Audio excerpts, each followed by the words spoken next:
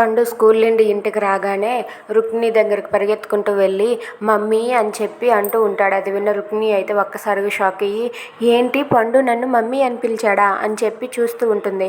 అవును మమ్మీ నేనే నిన్నే మమ్మీ అనే పిలిచాను అని చెప్పి అంటూ ఉంటాడు. అది విన్న రుక్మిణి అయితే నాన్న ఇలా పిలవమని ఎవరు చెప్పారు నీకు అని చెప్పి రుక్మిణి అడుగుతూ ఉంటుంది. దానికి పండు అయితే నిన్ను పెద్దమ్మ కాదమ్మా మమ్మీ అని పిలవమని నాన్నే నాకు చెప్పాడు అని చెప్పి అంటూ ఉంటాడు. అది విని వాళ్ళ పిన్ని బాబాయ్ కూడా చాలా సంతోషిస్తూ ఉంటారు. ఇక పండు అయితే మమ్మీ నేను స్కూల్లో అలా చేశాను ఇలా చేశాను అని చెప్పి మమ్మీ మమ్మీ అంటూ పిలుస్తూ ఉంటే రుక్మిణి చాలా హ్యాపీగా ఫీల్ అవుతూ ఉంటుంది. ఇంతలో అక్కడికి శ్యామ్ వస్తాడు.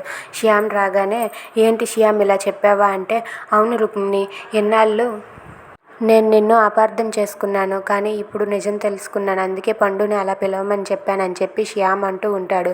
దానికి రుక్మిణి అయితే చాలా సంతోషిస్తూ పండు నాకు దగ్గర అయ్యాడు నన్ను మమ్మీ అని పిలిచాడు అది చాలు అని చెప్పి అనుకుంటూ ఉంటుంది. If you like this video please subscribe.